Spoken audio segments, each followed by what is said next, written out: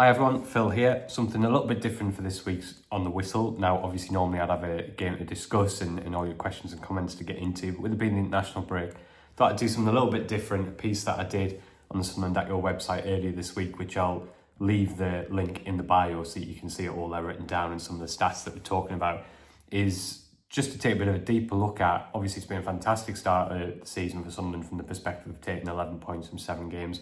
But what I wanted to do is dig a little bit deeper, look at some of the stats, some of the performance data, and I guess grapple with the question is whether this start is sustainable, what we should be excited about, what we should be concerned about, and look about kind of where this team's at and where it might head in the months ahead. Now, thank you so much to everyone who came down to the live show at the Bridge Hotel Vaults on Tuesday night, where myself and Nick looked at a bit more of kind of the bigger picture and reflected on our experiences of the season so far and how the squad's developed. You can go back and watch that on the YouTube page. There's loads of highlights from the night on there. So if you haven't had a chance to see that, please do go and watch it. And a massive thanks again to everyone who came down and made it such a good night and got involved. But as I say, this is just something a little bit more, looking at some of the stats, some of the performance data behind the performances. And I think what's really interesting when you look at the performance data, and I guess this is fundamentally the most encouraging thing moving into the next part of the season and moving into the final 31 games, is that the performance data shows a team that has a plan and has the players to execute it. And it sounds really obvious, but many teams in football can struggle to do that, and it's certainly something that Sunderland didn't have when they dropped out of the Premier League. What I mean by that is specifically is that what we're seeing is that Sunderland have built a team that can absorb pressure, that is strong out of possession, that can defend its box. I think it's very obvious to me that Sunderland have done a lot of research over the summer to study the fact that the teams who've come up to the Premier League and have been relegated straight back down to the Championship too often haven't been able to cope with the growing physicality, athleticism and the quality actually, which is going up, especially for mid-table teams in the Premier League all of the time. Sunderland have recruited really sensibly. Yes, they've stuck to their philosophy of investing in young players, but they've added experience and physicality in key areas of the pitch, centre defence and centre midfield being the two obvious ones. And I think that's kind of the bedrock to their success this season. The key stat, if you like, we are going to talk about some different kind of stats and some in-depth stats, but sometimes the simplest ones are the best, and that's that Sunderland obviously have an excellent defensive record this season. They've only conceded 6 goals from their first 7 games. That record was even better, clearly, before that disappointing defeat to Man United at Old Trafford just before the international break. One of the big questions that I wanted to get to grips with for this piece that I wrote was, well, is that sustainable, or are they being fortunate? Because if it's sustainable that Sunderland are going to consistently keep clean sheets and consistently have a good defensive record, then we can be fairly confident they're going to pick up points out of the season.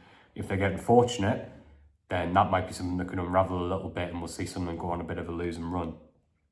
It's a really interesting one because some of the headline kind of defensive statistics are a little bit worrying. So you consider that Sunderland are actually 5th for shots against, so they've conceded the 5th most shots across the entire division so far this season. And there's only actually 2 teams who've let the opposition have more touches of the ball inside their own box. That's Burnley and West Ham.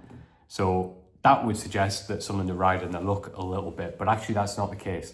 And what we're actually seeing here is that Sunderland's plan is coming to fruition, because for all they concede a lot of shots and for all that they let the opposition have the ball in advanced areas of the pitch quite a lot and are comfortable doing with that, what they don't do is concede very many chances. And I think this is the most important thing to note here, is that Sunderland actually have the 5th best expected goals division in the entire division. So only Liverpool, Leeds, Newcastle and Arsenal currently have a lower XG against so far this season. And here's also something which I think is a really interesting statistic. So the average XG of every shot that Sunderland concede, only Arsenal and Newcastle have a low average XG. So what does that tell us? It tells us that Sunderland are comfortable giving the opposition the ball. It tells them that they're comfortable with them coming into the final third, but they're very adept at preventing them from turning that into big chances.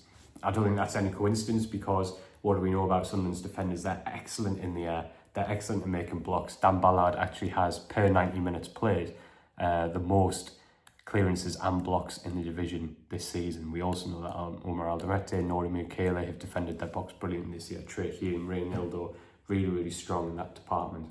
So for all as, the opposition, some of the statistics are a bit alarming.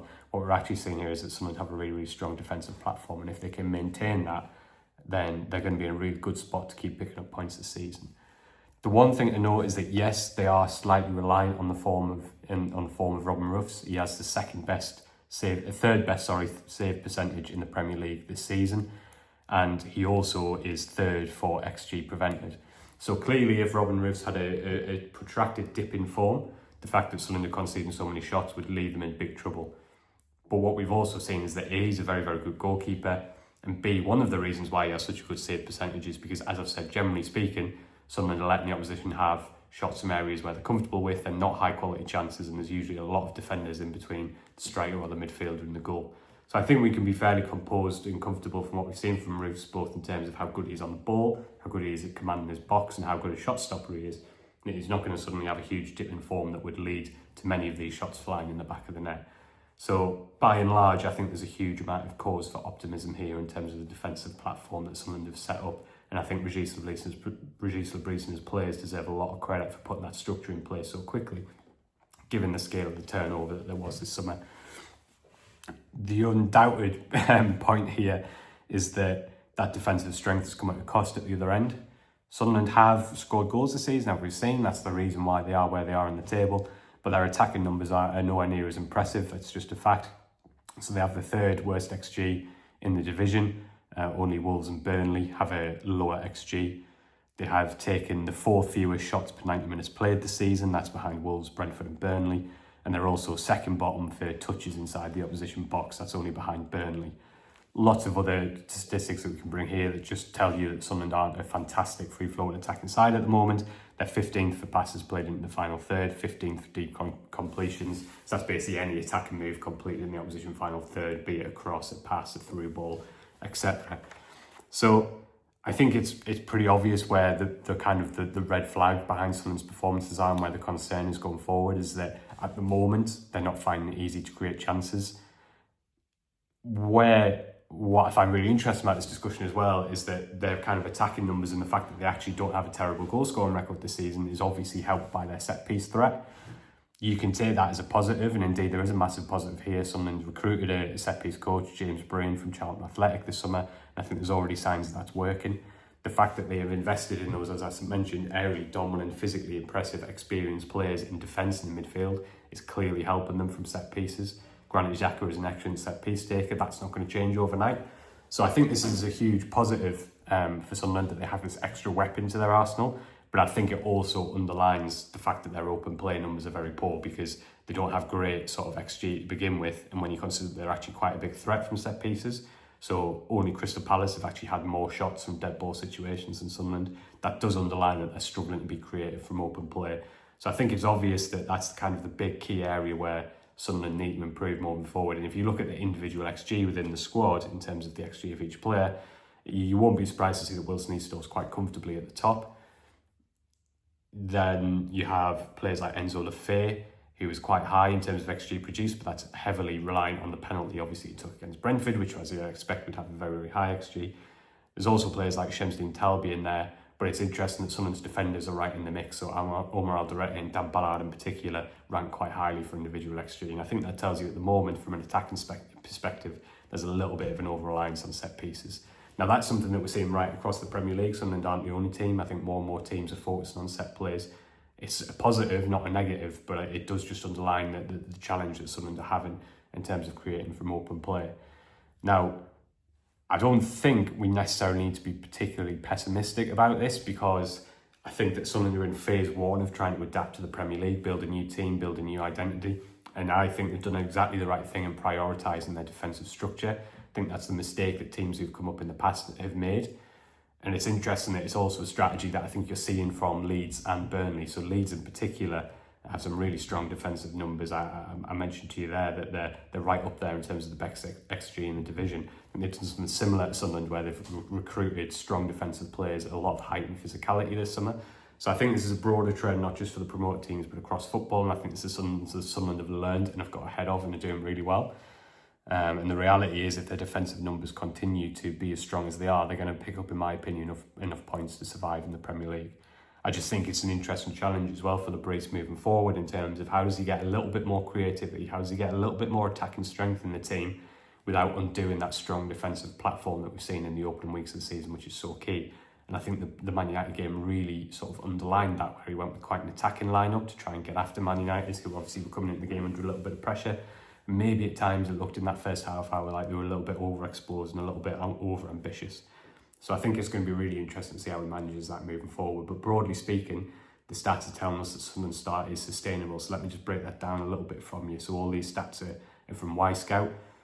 So they've conceded 6 goals from 7.99 expected goals. Normally what happens is over the course of the season is that the number of goals you concede balances out against your XG conceded and vice versa. That's why it's a statistic which, whether you like it or know that, clubs are using more and more often, because over the course of the season it's one of the best indicators for how many goals you'll score and concede. So that suggests that Sunderland are overperforming slightly defensively. Part of that is obviously Robin Ruffs and what their defenders are doing, but not massively. So even if there is a small correction over the course of the season, doesn't mean Sunderland are going to start conceding loads of goals if they keep playing like this. That's a positive. And they're also slightly overperforming their XG, but not massively. So they've got 7 goals from 6.93 XG. So that suggests that the goals they're scoring, the goals they're conceding, are a fair reflection of their performances. And that means that would suggest that their form is fairly sustainable. So if we look at Y-Scout's predicted table, where it essentially takes that XG and XG conceded data and spits out a predicted table, if you like, which is kind of based on performance level, that puts Sunderland in 13th. So again, that would suggest that Sunderland are a really competitive team who maybe have slightly overperformed in terms of the results they've got in the opening weeks, but not by much. And so that all the data is telling us that Sunderland have a really, really competitive side, a defensive side first and foremost, but a competitive one and a high-performing one at the level. I think, obviously, there's no doubt that the fixture list has been relatively kind for Sunderland. I've said loads of times that that shouldn't be used as a criticism of Sunderland, because every Premier League game is tough. One of the key reasons why the promoted sides in the last couple of years struggled so much is because they weren't able to take points off the sort of lower mid-table teams, which Sunderland have already done. But having said that, they have only played 2 teams currently in the top 10. One of them, which is of course Man United, who are in 10th now after their win over Sunderland. Compare that to Burnley, who've played 4 teams currently inside the top 10. So there is a little bit of a discrepancy there, and I think when you throw in the African Cup of Nations as well, when there's some key players are going to leave, I think that it's going to be difficult for Sunderland to maintain, particularly these defensive numbers when they come up against stronger teams. I think that's obvious. So I still think all the evidence is that this is going to be a difficult season, and that there are going to be moments where, or there might be little runs of games where Sunderland struggle a little bit and they're not able to maintain this strong defensive kind of shape and structure and output. But I think overall the signs are pretty encouraging here. I think that what the stats are telling us is that Sunderland, where they are, pretty much on merit, and that the club and the coaching staff have done an excellent job of bringing a team together that's really capable of performing physically and technically at this level. More impressive than that is the stuff that you can't really read in the data, which is the resilience of the side, the togetherness that is clearly there and is carried on from last season despite all those signings, which is why they're able to dig in and get a win against Nottingham Forest. It's why they're able to come back later on and beat Brentford at home. So I think there's absolutely loads to be positive about. As I said, all this is in a piece I did for the Echo earlier this week, and I'm going to leave the link in the bio. So if you want to kind of read all the data in front of you, it'll be in there. I hope you haven't found this sort of data and this stat stuff too boring, but I just thought with no game, thought it was really interesting. I thought I'd bring your attention to it, and so hopefully you've taken something from the video. And again, if you haven't already, please do and go and watch my live show with Nick Barnes from earlier this week, because I think there's loads of good stuff in there. Thanks again to everyone who came down. Can't wait for the next one, whenever that might be. Enjoy the rest of your weekend, and we'll be back with plenty more video content this week, and obviously after the Wolves game next Saturday.